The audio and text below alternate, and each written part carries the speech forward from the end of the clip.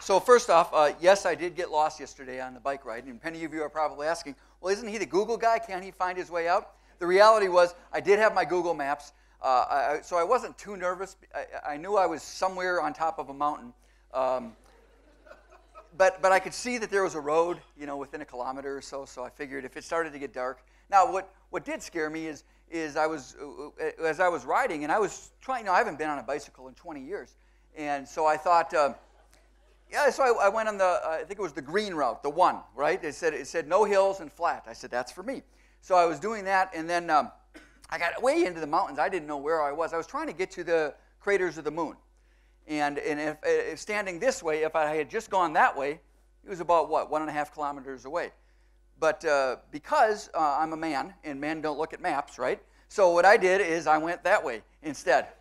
And I got up in the mountains and was going around, and then there was a sign, a handwritten sign that said shortcut. And I thought, oh, well, I'll do that. It was the shortcut to hell, okay? Because I was up in the trails were listed number 4 and 5. I'm going over trees. Now, here's the good news. I had Jeff's cell phone number. So I knew that if I fell and it broke a leg or something, now there wasn't any human around me. The good news is what I like about traveling or biking or running in New Zealand is you don't have wolves or bears or tarantulas. There was a bunny that crossed. It was a nice little bunny. But I figured if I had fallen and broken a leg, I could at least call Jeff and said, hey, if you want me to speak tomorrow, get a helicopter out here to rescue me. So I really wasn't that nervous. But it was a lot of fun, and what an incredible adventure. What a beautiful country. And I look forward to hopefully coming back with my family someday. So today we're going to be talking about, as just was mentioned, really the opposite of yesterday. So if yesterday we talked about how to find information in ways most people on the planet have no clue how to do, but more important, how do we use that information to deepen relationships and provide more value to our clients, today's kind of the opposite. What do we do when someone is searching for information on us? Now, statistically, what percentage of your clients are, for lack of a better term, Googling your name prior to a meeting? Statistically, it's 93%. I think it's closer to 100%. Now, they're certainly Googling your company name, but these are people that are entrusting you with their dreams, with their hard work over the years. They're, as we talked about yesterday, you're the family chief financial officer. So they're Googling your name. And what are they finding? And who's controlling that message? And that's what we're going to talk about today. So before we begin, I'd like you to maybe even close your eyes if you have to, but I want you to think back to what's the most embarrassing thing that's ever happened to your life. What's the most embarrassing thing that's ever happened to you? You probably never shared it with anybody, but it was super embarrassing. Maybe it was back when you were a young child in school. Maybe it was when you were at university. For some of you, it was certainly last night. But does everybody have that picture in their head? How many of you are glad that you didn't grow up in today's world, where everything is being filmed and posted online, on Instagram, on Snapchat, on YouTube? Kids can't make mistakes today because everything we do, every embarrassing moment, every silly thing we do is posted out there, and we become a YouTube sensation. And unfortunately, that's just the world in which we live. So I'll share with you a little bit about my most embarrassing moment. So when I was a young kid, I was what you would affectionately call a dork, okay? Nice haircut, huh? I didn't go to any parties. I didn't drink. I didn't smoke. I never went to any dances in school. I had things that I cared about. I cared about my family, my friends, my faith, and football. And I cared about football and a little bit more about football. And as you can tell what order those 4 F's were in, I cared a lot about football. So I didn't mess around. I was, just went to school, didn't go to any dances, didn't have any dates, nothing like that. Who would date that anyhow? So it was not really an option. And I was a pretty boring kid. Now, because I was so focused on football, I had the opportunity to play football at a very high level. I played, let's figure out which one is me, still the dorky one with the dorky haircut. But I played football at a pretty high level. And I played for a coach that some of you might have heard of, a gentleman named Lou Holtz. Anybody here ever heard of Lou Holtz? So he's a pretty famous American football coach, and he's a very tough guy. And I remember my first meeting with Coach Holtz. He had us all in a big meeting room, and he talked with a little lisp. He's a little guy, about this tall, but you were just terrified of him. And he had this lisp, and I'll see if I can imitate it a little bit. But he said, Sean, if you're going to play football for Coach Holtz, see, you've heard him before, haven't you?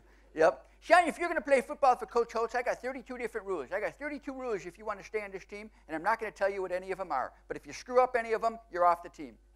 That was it. Because he said, you're a 19-year-old young man. You know the difference between right and wrong. Do right. Don't mess up. And that was the way it was.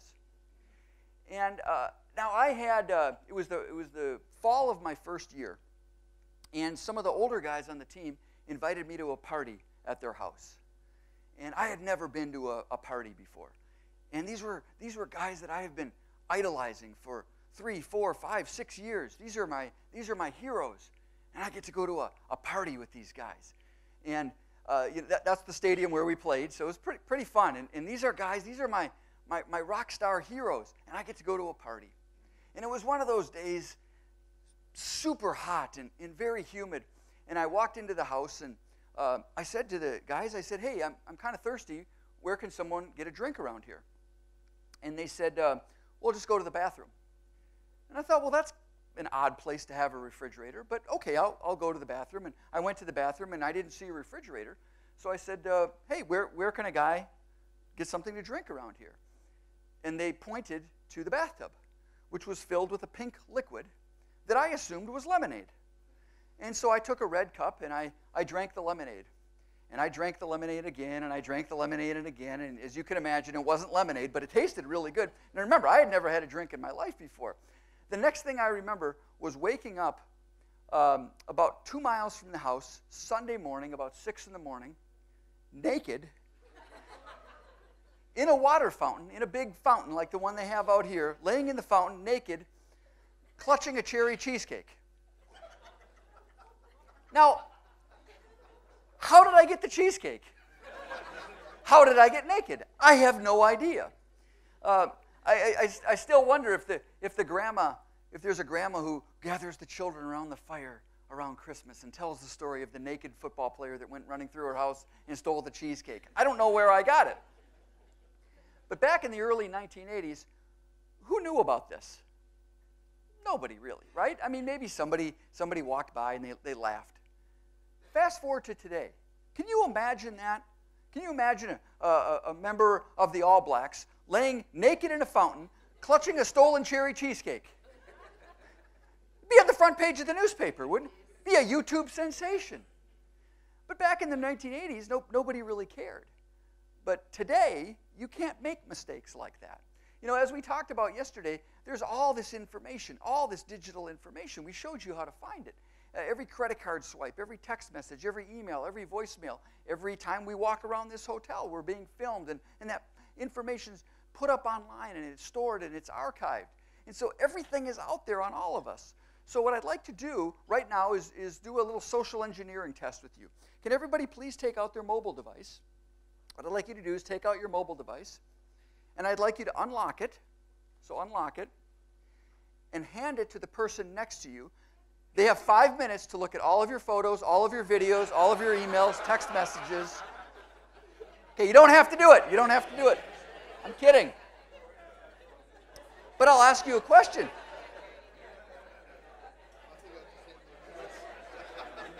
Here's my question to you. Here's my question.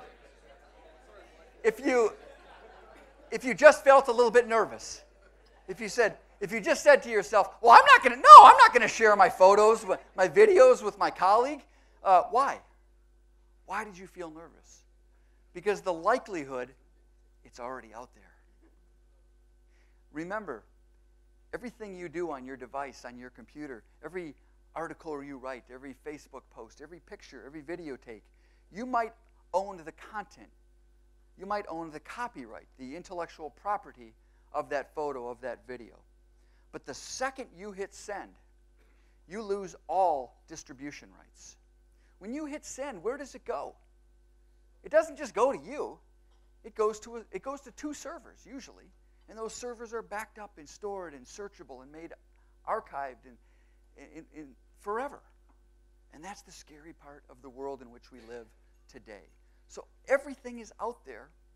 How do we control what people are finding on us? So over the next hour, I'm going to share with you this concept of personal branding. What is a personal brand and why you already have one, whether you like it or not.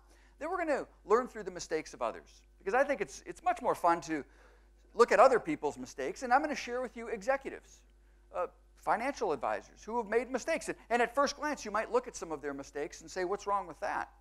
But looked at it through a different angle, a different lens, you can see where it could cost them potentially a lot of business. Then I'm going to give you some very simple ideas where you can save yourself. Non-technical ideas to save yourself and keep yourself out of a lot of trouble. If you can type, you can implement what I'm going to share with you.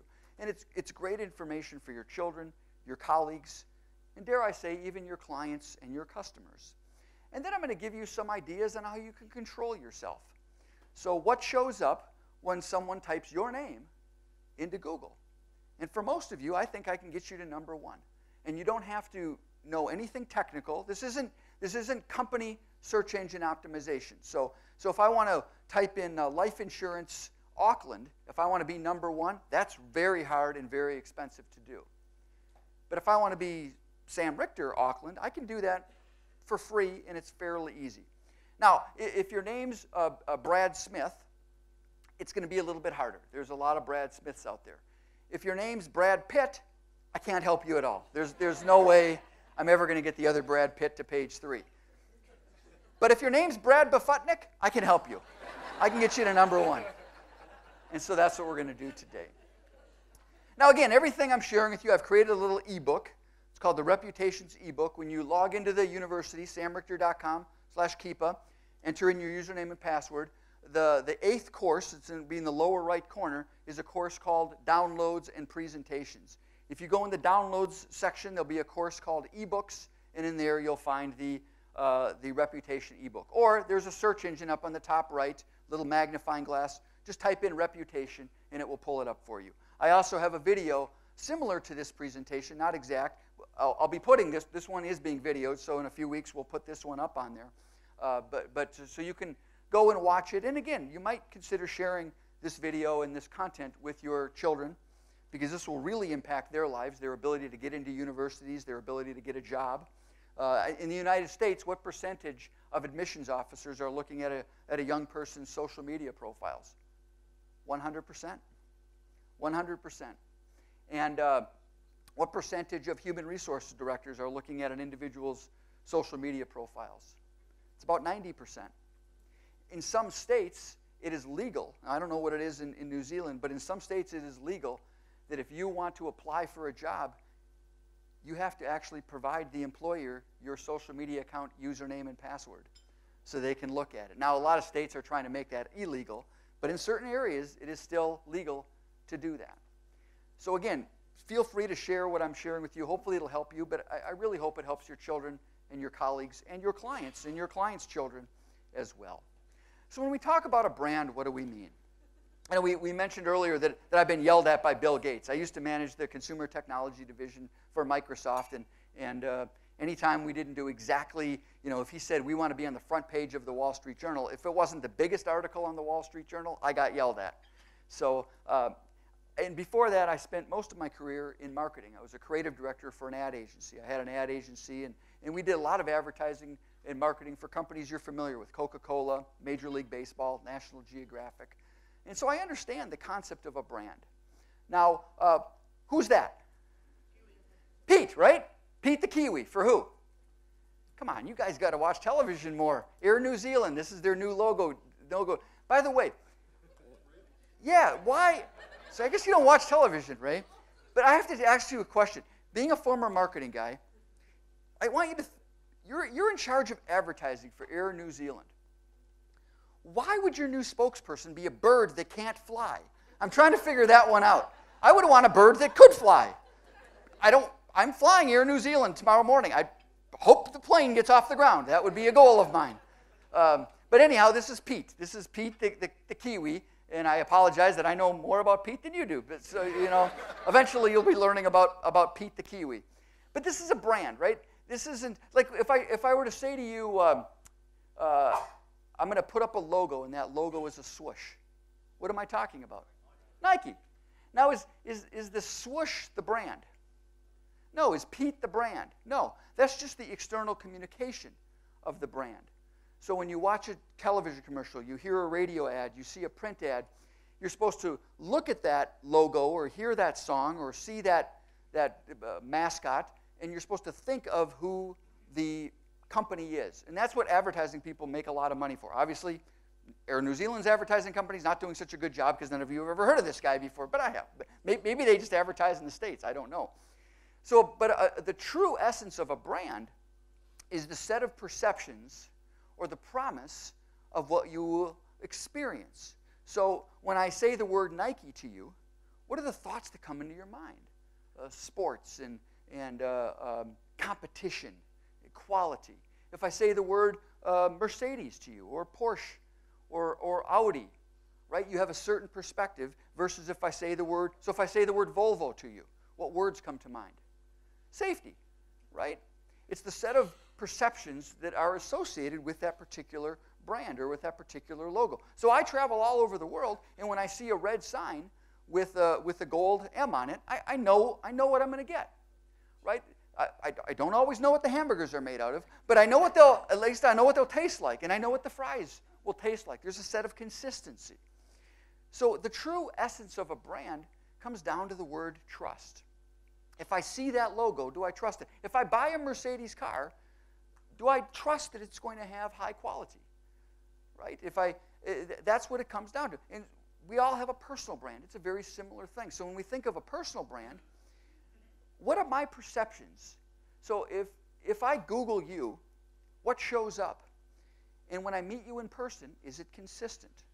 Or more often than not, we'll have the meeting, and then I'll go Google you. What shows up? And is it consistent? And what's very interesting for those of you who have staff, especially younger staff, nowadays, because social media is so prevalent and it's being indexed or vacuumed up by Google, oftentimes when someone types your company name or your name, your staff person will actually show up in the first 5, 6 results on Google. And how am I going to perceive your company? How am I going to perceive you when I look at the social media account of your receptionist? That's the world in which we live today. So we all have this personal brand, whether we like it or not. So what's this guy's personal brand? Anybody recognize him? Hope you recognize this guy. Okay? I was thinking about him yesterday when I was up in the mountain. But what's his personal brand? Right? Risk-taking, philanthropy. And he spent his entire life, career, building that personal brand, that brand of trust to become a national hero. And that wasn't by chance. It was thoughtful. And he probably, I don't know this for a fact, but I'm assuming he had an entire team that helped him promote that brand and build his foundation and build his philanthropy. That's every one of us has it. Yeah, we might not be famous world mountain climbers, but we all have a personal brand. So what's your personal brand? Think about it. When I Google you, what do I find? And is it trustworthy? And when I meet you in person, is it consistent? All of us have it. My parents, my father is a pharmacy, used to be a pharmacist. My grandfather was a pharmacist. My father was a pharmacist. My mother was a nursery school teacher. They're both in their 80s. They're both Googleable. I can find stuff on my parents. All of us have a personal brand. You do, your clients do, the people who you work with, all have a personal brand. And all of what we find online can impact my perception of who you are. And do I want to do business with you? Because as we talked about yesterday, the investment side of this business, the insurance side, the risk protection side of this business is being commoditized. It already is commoditized. What do I mean? I can go online, I can use a robo-advisor. That's not why your clients do business with you. Your clients do business with you because of you. They want to trust you. They're entrusting you with their dreams, with their hopes, their future, their children's dreams. Protect my money. Help me make money. Help me live the life that I want to live. It's more than the product. It's you. It's what you have inside.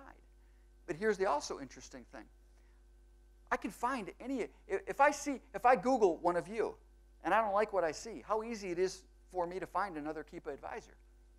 It's pretty easy, isn't it? And would you know about it? Would someone call you out of the blue and say, I was thinking of working with you, but I saw your Facebook page. I'm no longer going to do it. I'm going to choose. No, you'll never know. That's the other thing, is we might think we're doing everything right, but we don't even know. And that's the world in which we live today. See, the challenge is you can do everything perfectly your entire life, and all it takes is one little mistake. One mistake, and your reputation's completely ruined.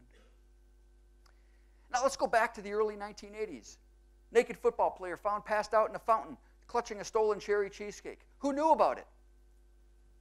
Nobody, right? Nobody knew about it. Maybe somebody jogged by and they pointed and they laughed, but nobody really knew about it. Now let's say that I was one of the star players of the team, and somebody walked by and they recognized me. My face, hopefully, but they recognized me. And they called the newspaper. Well, back then, I have a journalism degree, and from the early 1980s, and our mantra as journalists was get the story right. Get the story right. And we had trained, trusted journalists in the 1980s. And those journalists, so if somebody would have called the newspaper, again, let's say pretend I was a star of the team, they would have called the newspaper. Well, the journalist would have called me and interviewed me. They would have called my parents. They would have called Coach Holtz. They would have called my teammates. Now, this journalist also had a boss, and that boss's name was an editor. And that editor's job was to check the facts, double-check the facts, triple-check the facts. And back in the early 1980s, with almost 100% certainty, even if I was a star of the team, that journalist would have said, ooh, 19-year-old had a drink of alcohol, and he's never had alcohol in his whole life before. And he thought it was lemonade. It's not even newsworthy. It's not a news story. They wouldn't even have written about it.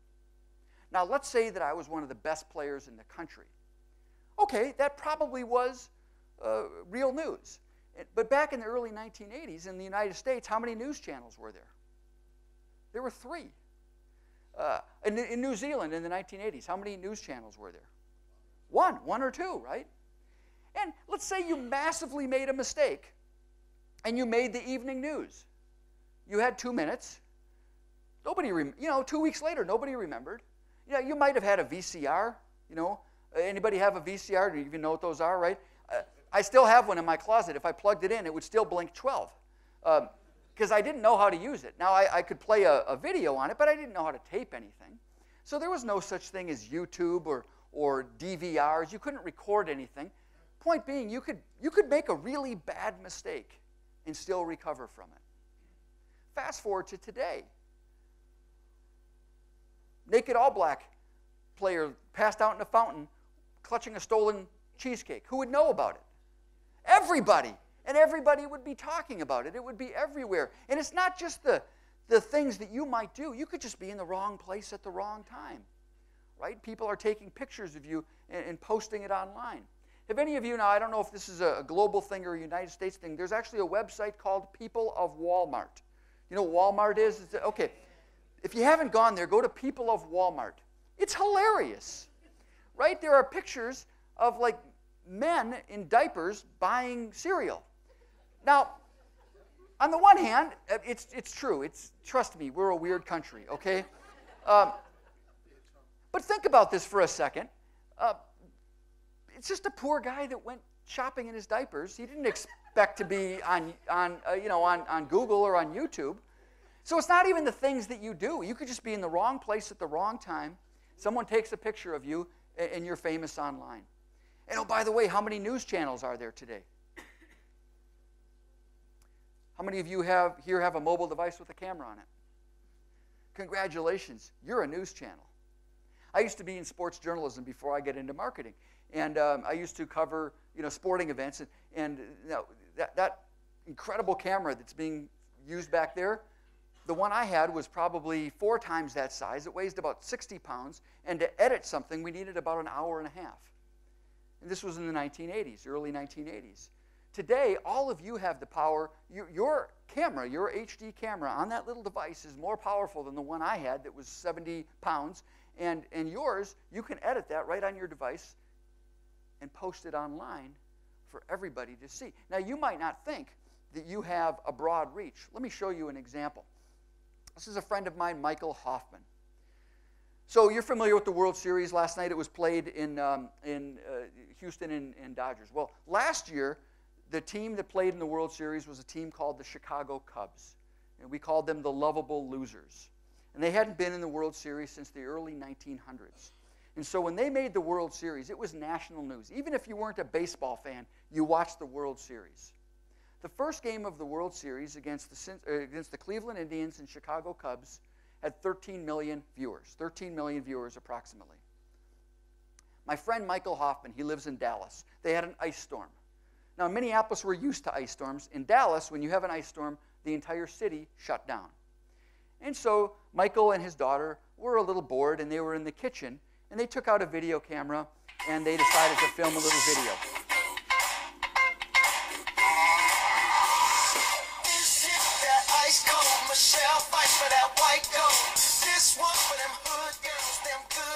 So Michael shot this video, and he posted it online, and within 24 hours, he had 13.1 million viewers. Think about that. The World Series, the greatest sporting event in the United States, probably like the World Cup in New Zealand, the greatest sporting event had 13 million viewers. My friend Michael, and that silly video, had 13.1 million viewers. So all of you have the ability, have the potential to have a greater reach with your video, with your message, than all 3 of the major networks in the United States combined. That's crazy when you think about it. And that's the world in which we live. So we all have this power, and all this information's out there. Let's play a game of American Idiots. Because, again, it's a lot more fun to learn through the mistakes of others than it is to make our own mistakes. Now, everything I'm going to show you today are executives in companies, fairly high-level executives. It's easy to find things that young people, the teenagers, are doing. I was just looking at, CEOs, managers, presidents of companies. What do you think of that picture? Come on, really? Is that how lazy you're going to be? And people commented on it, right, saying real cruel things. Matter of fact, some people recommended that she die. Now, here's an interesting thing. This photo was posted on someone's blog. And when you comment on a blog, you see that little blue name with the underline? What happens if I click on that? I know exactly who that is, right? Because it's usually linked to a social media profile, a Facebook page or a LinkedIn page. So I can find out easily who that individual is. Now, thank goodness, the last person who posted on the blog was Melissa's cousin. And he told us the real story. You see, Melissa had some disease that I can't even pronounce. She had both of her legs amputated. She gave birth to her child. And her husband wanted her to lead as normal of a life as possible, take her daughter to the park, and so he went out and bought her a Segway. Oops. Right? And the problem with those people who posted those comments, they can't be deleted. I mean, they technically can. I suppose they could figure out whose blog it was, make a phone call, say, hey, I posted something on your blog that was really not a good idea. Would you mind deleting it? But it's there, and theoretically, it's there permanently forever. Forever. Which brings us to the first law, and it's a simple one. Law number 1, just because you can instantly communicate doesn't necessarily mean that you should. Just because you can instantly communicate doesn't necessarily mean that you should. We all have this thought that we have followers that are waiting up for us, just waiting to see Sam's pithy joke or funny photo. The reality is, nobody cares, right? And you don't need to post things. But I'm funny. I'm hilarious. I know people are waiting for my jokes. No, they're not. They're not. Just because you can instantly communicate doesn't necessarily mean that you should. Now, in the United States, we're a little crazy with our politicians, right? People are posting stuff all the time online. And oftentimes, it creates hate between relatives, between dear friends, between clients. Listen, you're not immune to it as well. You know, people are posting things about Jacinda online. By the way, this angers me a little bit. I've had a great time here. I would like to buy a house here, and now I can't. Thank you very much. Now, go ahead. Post whatever you want online related to politics. But just remember this. In the United States, and I'm guessing in New Zealand, 49% or 51% of the people you do business with, that you deal with on a daily basis, don't think the same way that you do. Now, in the United States, maybe it's a little bit more polarized. In New Zealand, you're a little bit closer. But in general, 51% or 49% of your employees, your future employees, your clients, your future clients, your board members, your future board members, your bankers, they don't agree with you. And they're going to go online and research you. And they might, so Patty here, I might say, I don't particularly agree with that law. I think that foreigners should be able to buy a home in New Zealand. I'm just not going to do business with Patty. Am I going to call her and tell her that? No, of course not. We call this law number 2, the law of unintended consequences. Again, 51% or 49% of the people you're going to do business with on a daily basis don't necessarily agree with you, and they're not going to tell you. I'll tell you a wonderful example. So it was October of last year, so about a year ago, and the U.S. election was in full swing. And the things that people were posting online were vitriolic, cruel, hatred, mean. Well, I got a call from an event planner and said, what are you doing in 2 weeks? And I looked at my calendar, and I had an open date. She said, great. I'd like you to come down and speak. I've got a conference, 5,000 people at a conference in Las Vegas. I'd like you to be our keynote speaker. I said, wonderful. So I signed up, and I signed the contract. And then I asked her, after I signed the contract, I said, I got to wonder here. Now, many times I'll get a call from a company saying, well, we decided to have a last-minute conference. Would you like to come in and speak? That's fairly normal. But for a big association conference being held in Las Vegas with 5,000 people, they didn't pull that together in 2 weeks. That was probably a year, maybe even 2 years worth of planning, selecting hotels and food and organizing. And so I said to her, you've probably been planning this for at least a year. No offense, but did you really wait till 2 weeks out before you hired this speaker? And she said, oh, no. I've had someone hired for months. But I've been following him on social media, and I just don't like what he posts related to the election. And you were number 2 on my list, so I called him this morning and fired him and hired you. Now, I know who that other speaker was. I didn't have the heart to call and tell him. But do you think, again, I want you to think about your clients, your prospective clients. They Google you on Facebook, or they even see a LinkedIn comment, or they see something you've posted on a blog. They look at a photo, and they say, I just don't agree with that. They have choices. They can work with other people. They're not going to tell you either. So the things you do online are absolutely impacting your ability to attract and retain clients, employees, board members, shareholders, bankers. All of this stuff is out there, and we have to realize that people are looking at it, and it's impacting our business. This is a friend of mine. Her name is Julie. And Julie posted on Facebook about her husband, who's going through potentially some cancer treatment. A lot of people do this on Facebook, right? Now, Julie was up to be a candidate. She was a candidate for about a $200,000 a year business development job at a company where I knew the CEO. I also know Julie. And so I was meeting with my friend, the CEO, and I said to him, are you going to hire Julie? And he said no, because I thought Julie was the best candidate for the job. Remember yesterday we talked about the maybe pile? What's the maybe pile in sales? Well, the same thing with job candidates. So there was Julie, and there were 2 other candidates. According to my friend, all 3 candidates had the same level of expertise. All 3 would do a great job, and all 3 were going to cost him the same. Again, I thought Julie was the best, so I said, why don't you call and hire Julie? He said, I'm not going to do it. I said, why? He said, look at her Facebook page. So I went to her Facebook page, and I saw that. Again, the law of unintended consequences. I said, what's wrong with that? He said, this is the number 2 job in my company. I can't sit there and worry that she's going to call me one day and say, look, I need to take 5 months off of work to take care of my husband as he's dying of cancer. Now, it breaks my heart to tell. I've told this story 1,000 times. It still breaks my heart to tell you that story. But it's the truth, isn't it? I mean, there's the human part of all of us that say, oh, I want to give you a hug. How can I help? But then there's the logical business side of all of us and said, I've got 3 candidates, and as much as I like Julie, I can't take that risk. Now, do you think my friend told Julie that's why she wasn't hired? No, he just went a different direction. But another example of the law of unintended consequences. How many of you went on Facebook or any social media and talked about you being here today, or you go on vacation? Or how many of you have an out-of-office reply in your email? My friend Rebecca posted on her Facebook page, on a plane, see you in a week. You know what I posted?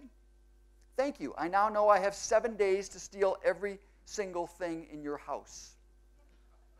In a survey of robbers, now this is in the United States, a survey of robbers, 80% of thieves said that they looked at someone's social media profile before they went to their house. And it's not just people going on vacation. It's our anniversary dinner tonight. We're going out to dinner to this beautiful restaurant. Great, I know I have 4 hours to go to your house and do whatever I want. Right? This is so prevalent in the United States, there's a website called pleaserobme.com where you can go online and you can type in someone's address and it will tell you all the people around that address that are out of town. They actually used to have a map overlay with little red pins where you could type in a city and it would show all the people. Now, they did that for public relations purposes. The site now is basically you type in your own social media handle and it will tell you if you're doing anything inappropriate online that could cause you damage. But again, the law of unintended consequences. Now, this is a gentleman. His name is Richter. He's obviously an incredibly intelligent man because he was actually building a nuclear reactor in his kitchen. He was tired of paying high electricity costs. He didn't want to get solar, not big enough for a windmill. So he said, I'm going to build a nuclear reactor in my kitchen. And he posted it on Facebook. If you're going to build a nuclear reactor in your kitchen, please don't post it on Facebook, okay? You're going to get arrested. Little things. Justine. Now we're going to talk about the power of a LinkedIn profile. Justine had an amazing LinkedIn profile, an incredible job. This is a woman who's in marketing. She used to work at big entertainment companies. She continually gets promoted. She is a rock. She's going to be a CEO of a company someday. She's incredibly smart. This is a woman who's used to flying private jets and taking limousines. Now, Justine's family was from South Africa. And Justine was going to take a vacation. She's going to go back to South Africa and meet the family for the first time. Justine is sitting on the runway at LaGuardia Airport in New York, about to take off. And she took out her mobile device and sent out a tweet. And that was it. Oops. For the next 12 hours, because back then you couldn't, once you left the continental United States, you lost internet access on the plane. So for the next 12 hours, you know what the #1 trending topic on Twitter was? Hashtag, will Justine get fired? And I'm talking millions of people were blasting. It was making the news. She's in the air. She has no idea this is going on. She's probably, for a moment, the most famous person on the planet. I mean, she's getting destroyed. When Justine landed in South Africa, there was a news channel there to meet her. And as Justine tells the story, she thought it was because a successful American businesswoman's coming home to meet the relatives. No, they wanted to see, was Justine getting fired? And in fact, her boss sent her a text message and it said simply, "You're fired." Why would you do something like that? Why? There was an article about a year later where a reporter asked Justine that exact question. What in the world were you thinking? And her answer reminded me of what my teenagers say to me when I ask them those kinds of questions. Justine said, everybody who knows me knows that I'm the most loving person on the planet. I love everybody. I don't have a mean thing, a mean core in my body. When I sent the text, when I sent the tweet, I was just fill in the blank. Kidding. I was just kidding. I didn't mean it. Could you tell she was just kidding? You see, the problem we have with communication today, where so much of it is digital, email, text messaging, we lose a good portion of our communication. Now, there's lots of studies. A lot of speakers will cite statistics. I don't know what the exact statistic is, but I think we would agree that a good percentage of communication is this: my nonverbals, how I use my eyebrows. A high percentage of communication is tone of voice. Hey, you're kind of a jerk, okay? Or, hey, you're kind of a jerk. See the difference? If I send you a text message, hey, comma, you're kind of a jerk. Which one do I mean? And that's the problem we have in communication. Oh, I'll put a smiley face on there. Does that help you? Right? We lose so much of communication. And unfortunately, as human beings, what happens when we see something? We always think what? The worst. We always go to the worst. And that's what she said. I'm just kidding. She can't get a job. She can't get a date. She can get a second date. Or excuse me, she can get a first date. She can't get a second date. Why? Because her name's not Justine Smith. This happened 6 years ago. I'll tell you her last name is Sacco. Go in and type in Justine Sacco on Google. This is still what shows up. Think about that. Which started to get me thinking. Do you ever read the book, The Scarlet Letter? You know what I'm talking about, the book, The Scarlet Letter? It was a Hester Prynne. It was a book about this woman named Hester Prynne, and it was, I think, based in the 1500s, and she committed adultery, and then they made her wear this letter A. And the whole concept of the book was public shaming. And if we think back to the 1500s, when people made mistakes, innocent mistakes, they skipped church service, or they lied, or they stole an apple.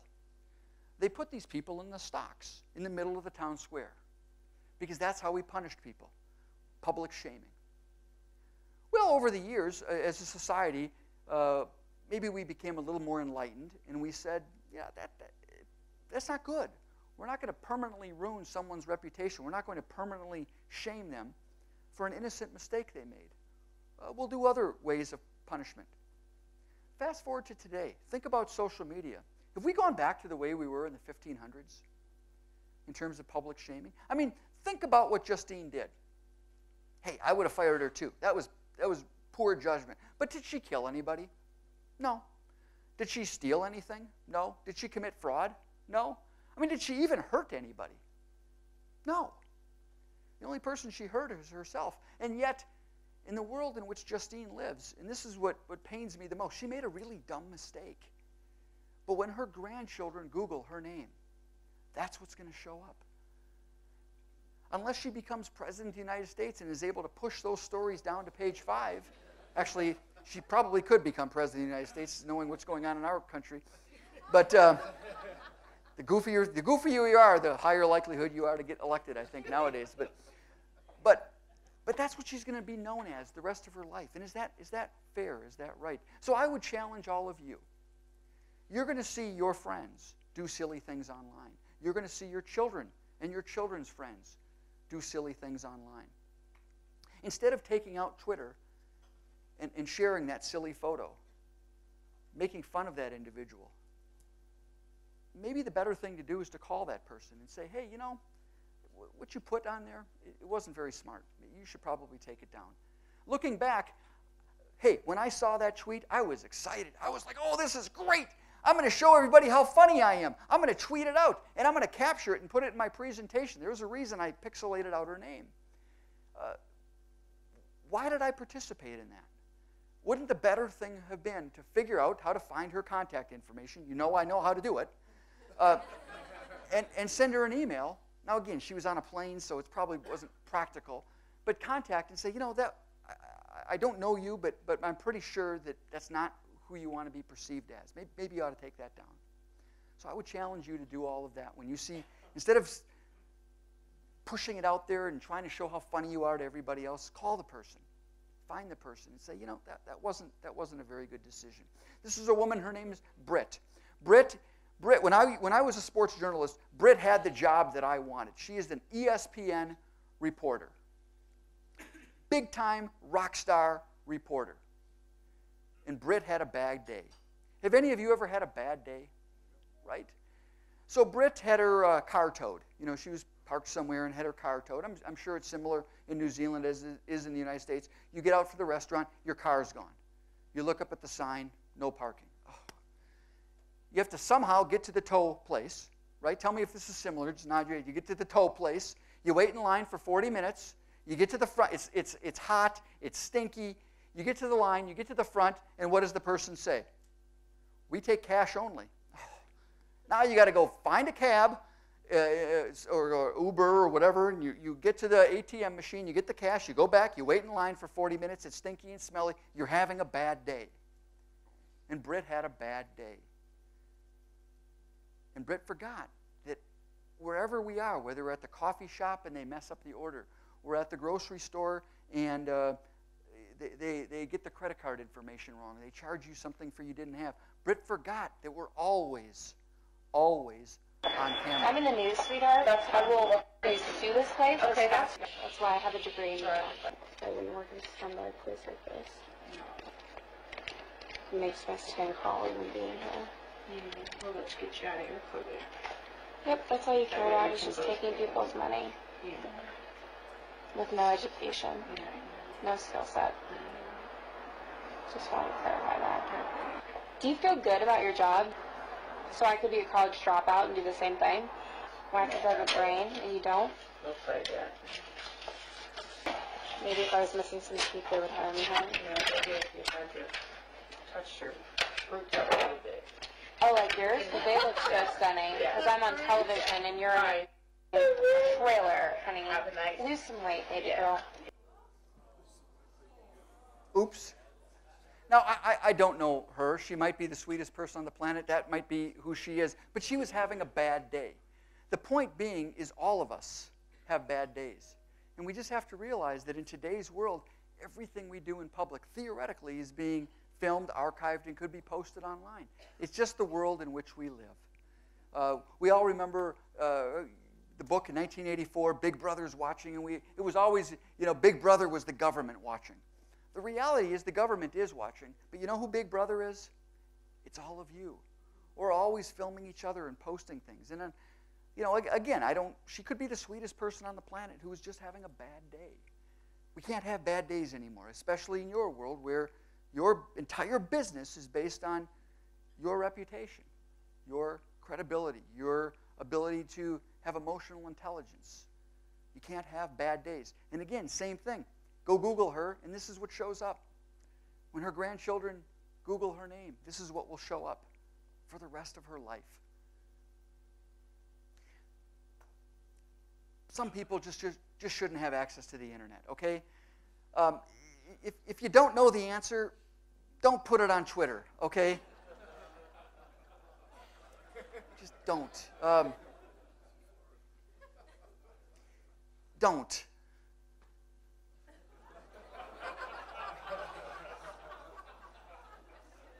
Hashtag so sad. This was a 12-year-old I could understand. This was a 35-year-old executive at a company. Don't.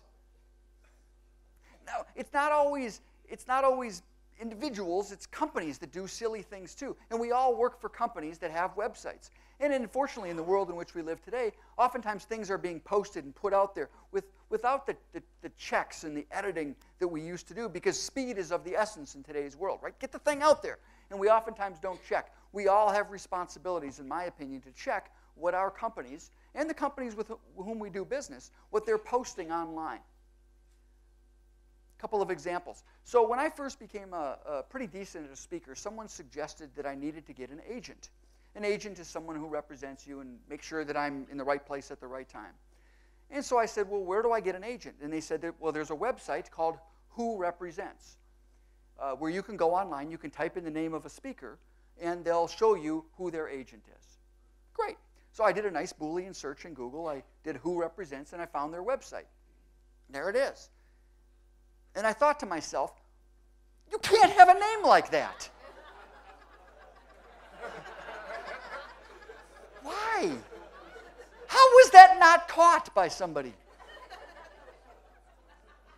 Oh, and the uppercase R, it doesn't fix it for you. Right?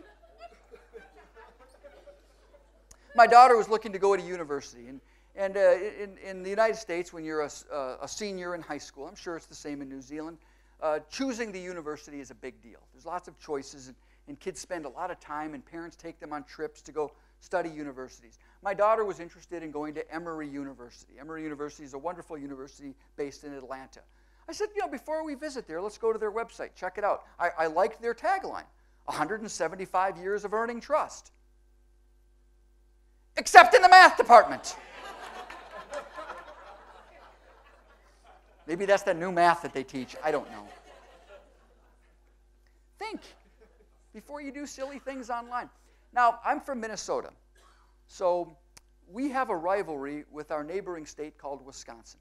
I mean, it's a friendly, like I love the people from Wisconsin. I hate Wisconsin. I mean, I can't. Let me put it in perspective.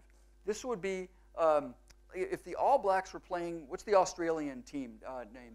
The Wallabies. If the All Blacks were playing the Wallabies for the national championship, would it be exciting? I mean, would it be, or for the world title, would you guys not be saying friendly things about people from Australia during that's what it's like. We can't. So I actually have a constitutional obligation to make fun of people from Wisconsin. So I apologize for that. It's required. I can guarantee you that nobody from the Wisconsin Tourism Federation is under the age of 35. You know how I know that? They would have chosen a different logo. Right? How was that not caught? So think before we do silly things online. Now, I send out a newsletter. My newsletter is hard to get. You have to attend a presentation. You have to sign up for my newsletter. And I don't send out my newsletter as frequently as I should, I admit. I don't make any money from my newsletter. I send it out when I've got some downtime. Maybe it's a new search engine that I found. Maybe it's a new privacy issue. I don't make any money. And I've got, I think, close to 100,000 people on the newsletter. And sometimes people unsubscribe. Maybe I'm not providing any value. Or maybe they're getting too much stuff in their inbox and they unsubscribe. That's okay. Sometimes when people unsubscribe, they threaten my life. This is a CEO based in Minnesota. I know who this person is, not a friend of mine, but I know who this person. Why would you do that? Oh, I have super duper encrypted email. When I hit send, it is secure better than the FBI, CIA, MI6 combined. Really? Do any of you have secure email? No. Because when you hit send, it goes to somebody else's email server. And that person can forward it. They can store it. They can take a screenshot and put it in front of 50,000 people a year. Nothing you send is secure. Once you hit send on anything, you lose all distribution rights. The receiver can do whatever he or she feels like with that information. Now, I pixelated out this person's name. I'll share with you why in a little bit. I think Mark Twain said it pretty well. It's a little change of a Mark Twain quote. It's better to keep your fingers in your pockets and let people think you're an idiot. Actually, I think this is Churchill, than to use them on social media and remove all doubt. Right? So think before you do silly things online. Who here has a Twitter account? Any of you? When you hit send on Twitter, where does it go? Anybody know? It goes to two places. It goes to Twitter, and it goes to this organization. Anybody recognize it? It's the United States Library of Congress, who has a deal with Twitter since the day Twitter opened. The U.S. Library of Congress collects every tweet ever sent by anybody at any time from anywhere in the globe. They make it archived and searchable forever. They're trying to make a living time capsule of the world in which we live. Because if you think about what people are posting on Twitter, a historian from 200 years from now will be able to go into the archive and see what's important to us. God help us, right? I mean, just think about what people put on Twitter. Nothing goes away. You might not be familiar. There's a website called archive.org. They've got a tool called the Wayback Machine. The Wayback Machine, we talked yesterday how Google works. Google's basically a big vacuum cleaner, sucks up the words from a web page. The Wayback Machine actually sucks up the code of every web page ever created at any time, rebuilds the web page back on their server. They're building a museum of the internet. They have every version of every website ever created at any time. I can go and do asteronlife.co.nz. Now, they're fairly new in terms of their website, but I said, what did these folks look like back in 2013? And there's their fully working website from 2013. Nothing goes away. It's always out there. So what do? I mean, we are humans. We do need to yell at somebody sometimes. Sometimes we are angry at a colleague. We're angry at a supplier. We're angry at a client. We're angry at a spouse. What do? We can't keep it all inside. Let me share with you some techniques. And the good news is these aren't new technology things. They've been going on for hundreds of years. This is American President Abraham Lincoln. And for some of you who may have studied American history, back in the U.S. Civil War, there was a horrible battle called the Battle of Gettysburg. And the Battle of Gettysburg went on for days. It was pouring rain. And it was probably the most brutal battle in the history of America. I mean, arms getting blown off, and tens of thousands of young men and young women too, blown to pieces. And there was blood everywhere. Supposedly the hills around Gettysburg were just filled with blood. And there was a timeout in the battle. Both sides said, we need to stop here for a minute. Now, the Confederate Army was completely trapped. So President Lincoln was the head of the Union Army. The Confederate Army was completely trapped. Because, you see, the Potomac River had overflown. So the Potomac River was here, and it was flooded. The Confederate Army was here. They were trapped, and the Union Army was here.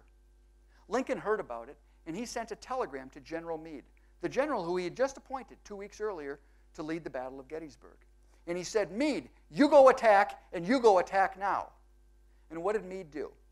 Meade pulled together today what we would call a committee meeting. They brought in the generals, and they talked about it. They decided, let's reconvene tomorrow morning. They got in their tents the next morning, and they said, maybe the old man's right. Let's go attack. But by then, the Potomac River had receded enough where the Confederate Army was able to take up their positions, and the war went on. And Lincoln was furious. I mean, if they had attacked, the war is over. It's done. Confederate Army, he was furious. He took out a piece of paper, and he wrote the meanest letter to Meade that supposedly Lincoln had ever written, calling Meade every bad name in the book. You insubordinate ass, how could you do it? Just ripping this guy to shreds. What was Meade's reaction when he read the letter? What do you think? We'll never know. Because the story goes that Lincoln took the letter, he folded it up, sat it down on his desk, and he went to sleep. Took a 2-hour nap. He woke up 2 hours later, read the letter, and ripped it into pieces. Because he said, what's done is done. I can't ask him to redo history. I'm not happy. And next time I see Meade, we'll have a chat. But if I send this letter, what's Meade's reaction going to be? Now, thank goodness Lincoln didn't have Twitter, because he might have done this, right? But he didn't. He took the letter and he tore it up. Because what would Meade's reaction have been? Meade's reaction would have been of anger. Most of the generals didn't like Lincoln very much. And Meade knew that to win the war, Lincoln knew that to win the war, he needed these guys.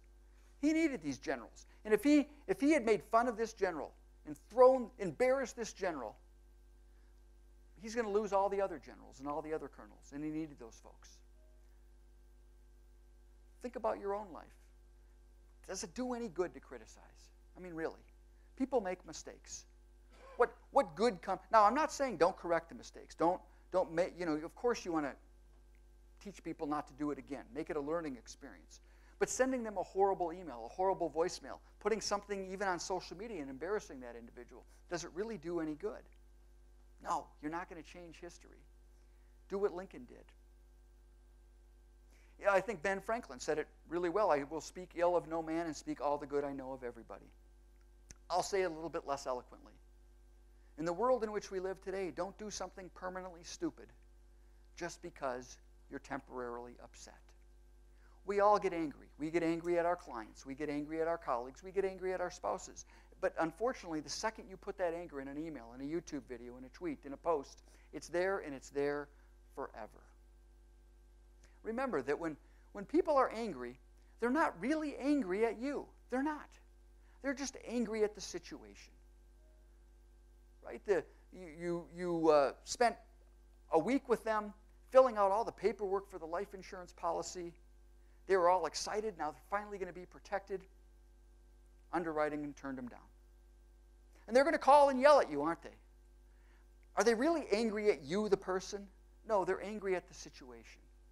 And we always have to remember that. Don't take it personally. You think that big companies would know that.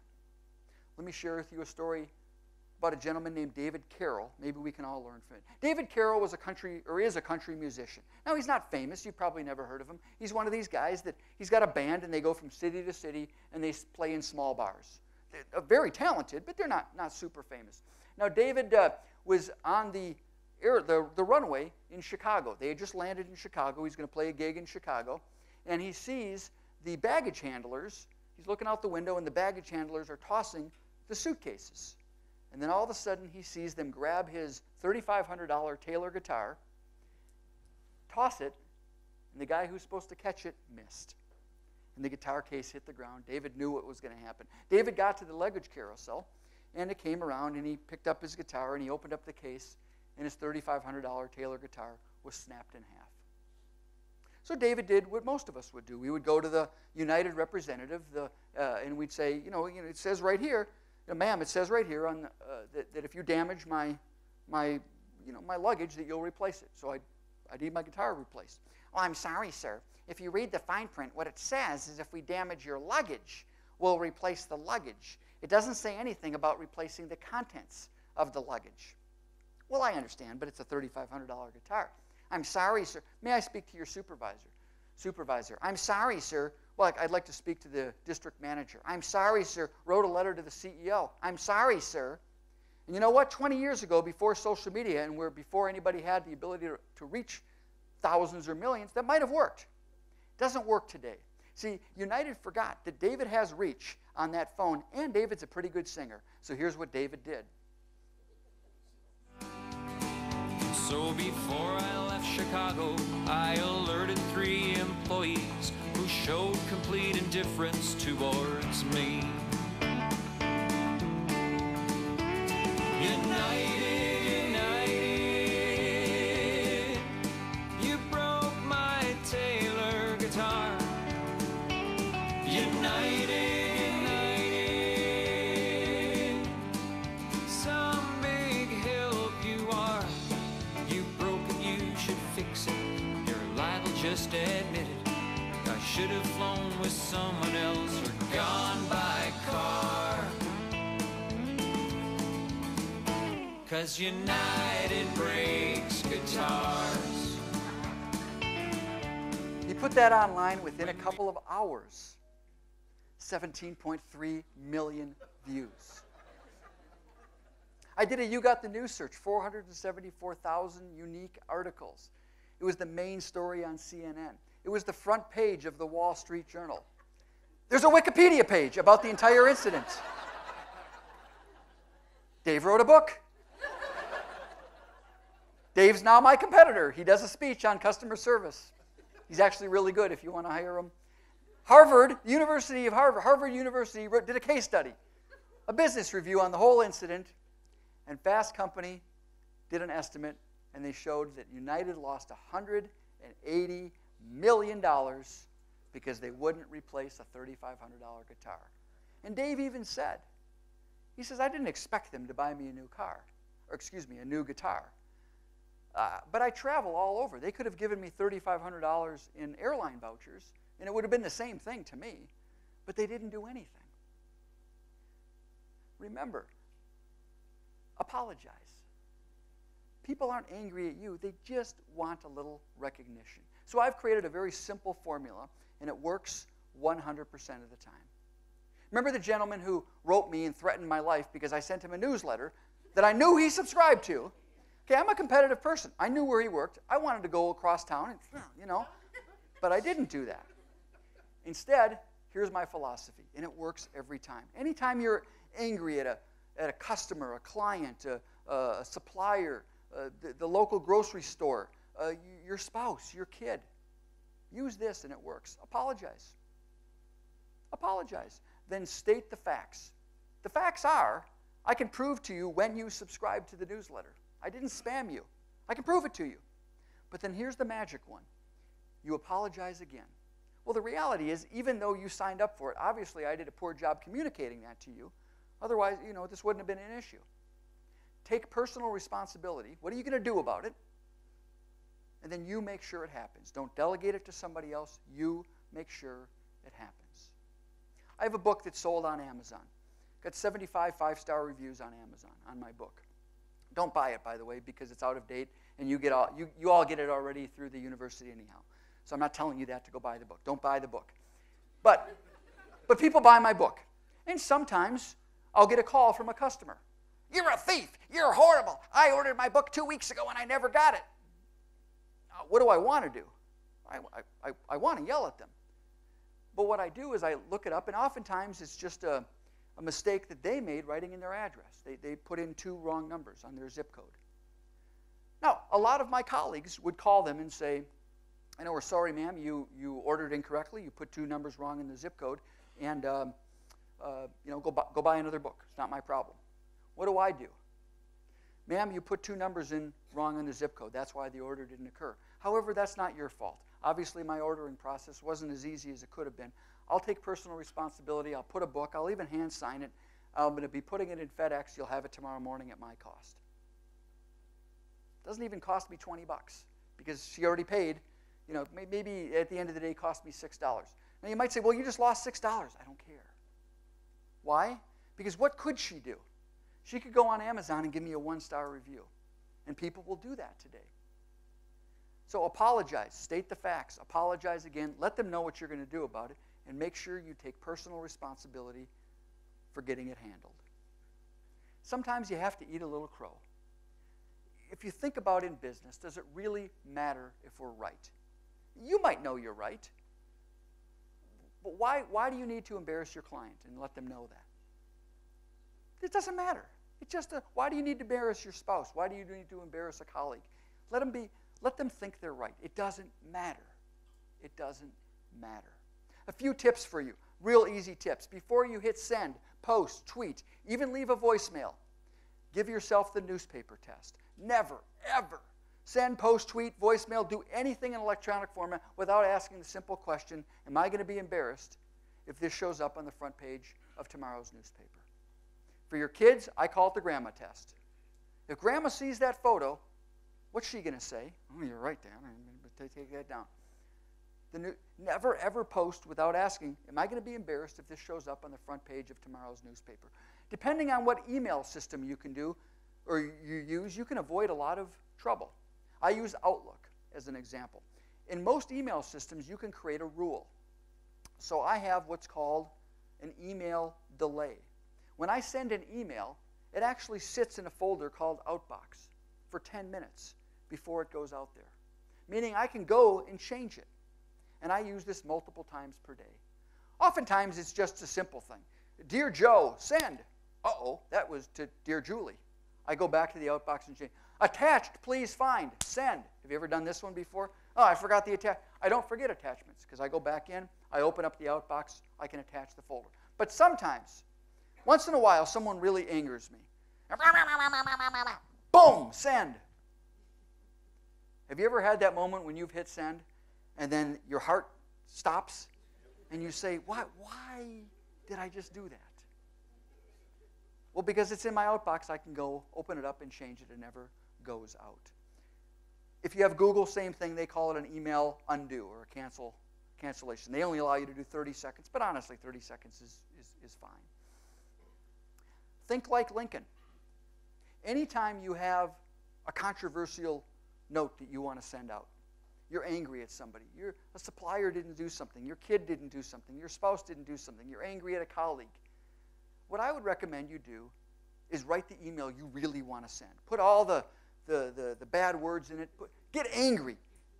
Get it all out there. Get it on paper and send it to yourself. Send it to yourself. And then wait 20 minutes. Wait 2 hours. Wait till the next day. You're going to post that joke on Facebook. Write it out. You're going to leave that voicemail. Write it out. Send it to yourself. Wait 20 minutes, 2 hours the next day. I will guarantee you, when you read your own stuff, 100% of the time you'll change it. Sometimes I read the things I wrote, and what an idiot. I've done it so often. I have a folder in my email. It's called Emails I'm Glad I Never Sent. Well, I actually save these things because sometimes when I think I'm getting too high and mighty, I'll go back and I'll actually read some of the things that I was about to send to people. And what an idiot I am. Now, I've got to figure out how to delete that folder before I die. So if someone could come up with a technology, right, because I don't want anybody to see that stuff. But just think like Lincoln. Send it to yourself. Read it a few minutes, a few hours later. I guarantee you'll change it. And the bad guys. We talked a little bit yesterday about the bad guys. I was asked to add this in this morning. I just want to share with you what are the bad guys doing out there as well, and what are some things you can do to protect yourself and protect your clients. Think about all of the places where you have a login. Everything from Facebook to your bank account to your network. What's your username for most of you? Your email address, right? How hard is that for me to find? Easy to find the email address. Here's a list of the top 10 most popular passwords used on bank accounts today. Now, I want you to go back to yesterday's presentation in Cornelius and all the things we were able to find on him for free.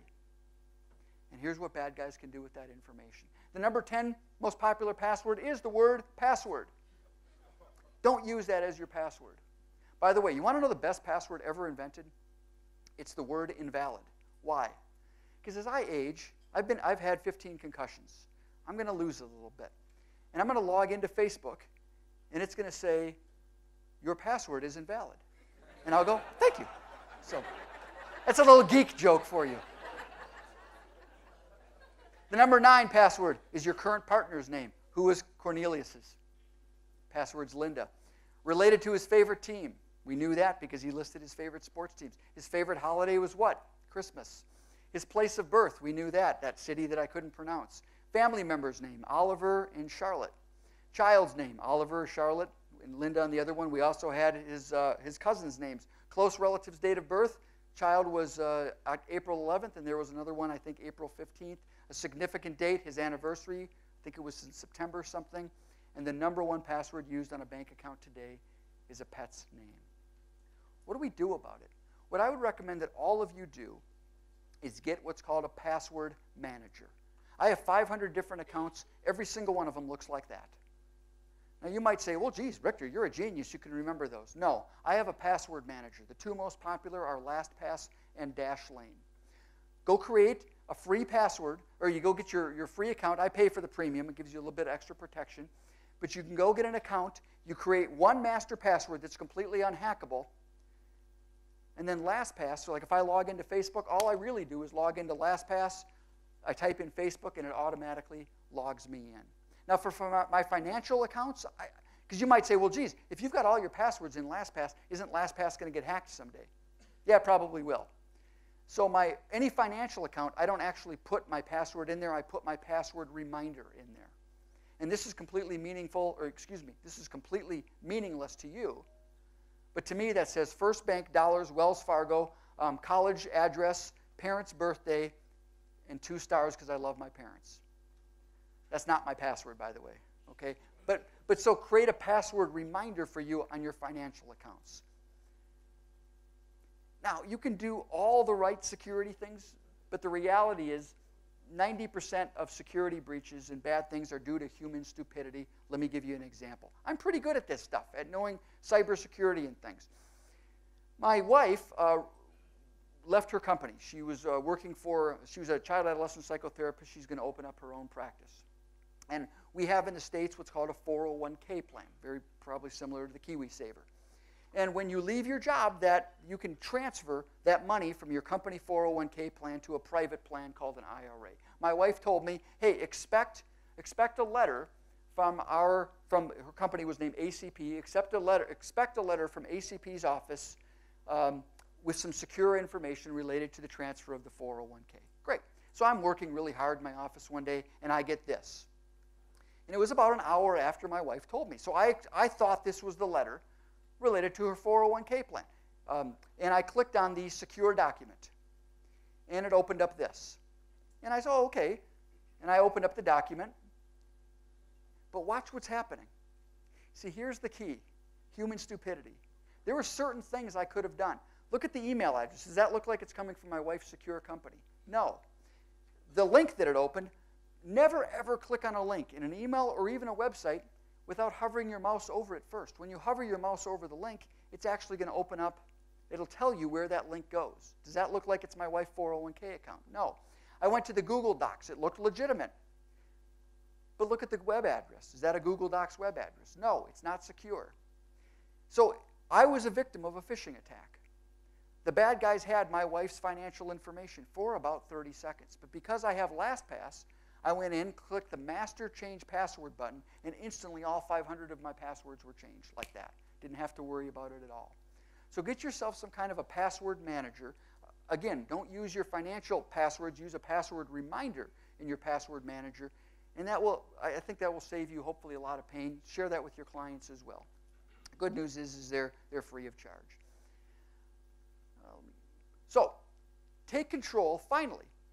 Take control of your personal brand. I really, the genesis of this presentation is, before I wrote my book back in 2008, if you had Googled my name, here's what showed up.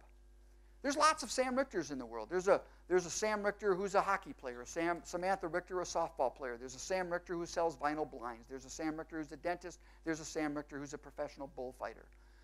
And I showed up. I showed up in there, you know, sometimes number 3, sometimes number 1. I showed up with the rest of them. Then I wrote a book. And I had 50,000 books delivered to my garage. That doesn't sound like a lot. That's a lot of books. And my wife looked at me and said, I'd prefer to be able to park our car. Can you sell those books? So I had to come up with a way to sell the books. And so I thought, well, I've got to market myself online. Fast forward to today, if you type my name into Google, every single result is me. You won't find the other Sam Richters. They start to creep in on page 3 or 4. And here's the neat thing. Not only are all of the results me, but I can actually log in and change the content on those results. And I thought to myself, well, geez, am I some marketing genius that figured out how to beat Google? And the answer is no. I just kind of tried a bunch of stuff, and it worked. And I thought, well, if I could do it, could all of you do it? And the answer is yes. And it's really easy. Search engine optimization, really hard and expensive. Personal optimization, really easy and free. You have to own your own name. How many of you own your own name? I own samrichter.com. I own the dashes of my name. I own the misspellings of my name. And figuring that one of you is not going to like my presentation, I got that one covered too. I own the .coms, the .orgs, the .nets. You need to own your own name. The .coms, the .co, .nzs, you need to own your own name. Get your own name, it's $6 US. It's not that much money. You can go to Network Solutions, you can go to GoDaddy, own your own name. Go to namecheck.com. It's a free service, NAME. And again, all the stuff is in the download, NAMECHK.com. Type in your name, and it will tell you all of the places where you can get a free account. What do I mean by a free account? LinkedIn.com/Sam Richter. I own it. You can't have it. Facebook.com/Sam Richter. It's mine, not yours. Now, do you have to get accounts for all 300 of them? No. Just pick the popular ones and sign up so you get your own name. And then the most important thing is to have a well-written LinkedIn profile. And in fact, I recommend that you write your LinkedIn profile in a Word document. So spend time on this one. Why in a Word document? Well, number one, you can send it to a friend who's a good writer and say, does this read well? Are there any mistakes? Get a really well-written LinkedIn profile. But the other reason you want a well-written LinkedIn profile is then you can leverage it across what I call LinkedIn wannabe sites. So these are sites that hope to be like LinkedIn, but they're not today. But if your name's associated with them, those pages will show high up in Google search results. Google+. All these are free. Now here's the thing. All you have to do is open up your free Google+ account. And instead of having to recreate your bio, all you're doing is you're copying and pasting out of that Word document. It takes you 5 minutes per account. I'll go through these quickly because, again, they're all in the handout. Zoominfo.com, Facebook.com. These are all free sites. Names.com. So I have names.com/Sam Richter. Took me 2 minutes to create the account. All I did was copy and paste out of the Word document. Allthepeople.net. Crunchbase.com. About Me. See, there's a bunch of them. And what's neat is you're controlling the message. You can actually go in and change the content. Now, for those of you who like to write, I recommend you create a blog. Write some content. And then when you buy your name, have that be your web address. Because the first thing Google's going to look at when someone types your name into Google is there a web address by that name? And is there any content? So create some articles. Get some compliance-approved articles. YouTube.com, the number 2 search engine on the planet is YouTube. Create some videos. The good news is they don't even have to be super professional. What I recommend is get a really good microphone and get really good lighting. That's it. And create some videos. I've got friends that just do a daily video. You could do the same thing, right? Your take on the market today, thought of the day, inspirational message of the day. Post it online. Create a YouTube channel. It's free, and that will get you super high up in Google search results. So finally, remember, what you post is there. It's there forever. Give yourself the newspaper test. Never, ever, ever post without asking yourself, am I going to be embarrassed if this shows up on the front page of tomorrow's paper? Send it to yourself first. Master the art of the apology. Create in Word your LinkedIn profile and leverage that across other sites. And finally, remember that even though it's all about you, it's not all about you. You have people that work for you. You have children. You have a lot of people that are influencing your reputation. So I'll leave you with a story that might actually be a good conversation over lunch. A gentleman's name was Brian Lederman. Brian Lederman posted stuff online.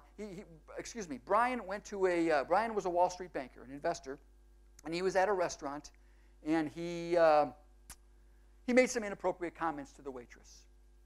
And the waitress was fed up with it, so the waitress took a photo of the credit card receipt and posted it online. And this guy got blasted on social media, on Google. I mean, this is what shows up when you type in his name. He said an inappropriate thing to a waitress. The waitress was fed up about it. She posted it online with a copy of his credit card receipt and his name and where he worked. So I'll ask you the question. Think about if that was your employee who posted something online. Who should get fired? Should Brian get fired for doing the inappropriate thing? Probably. But should the waitress also get fired? Because she called him out. She took a picture of this person and put it online. I don't know the correct answer.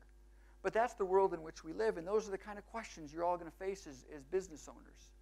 These ethical questions, these questions of reputation, and how do you manage what your staff is doing and your kids are doing and what you're doing. Hey, if you need to reach me, that's my business card. I'm super easy to find. Please send me your questions. I'm happy to help all of you. Thank you so much for the opportunity to be here with you for a few days. I've had so much fun. Thank you very much, and I look forward to hopefully seeing you many again anytime. Thank you very much.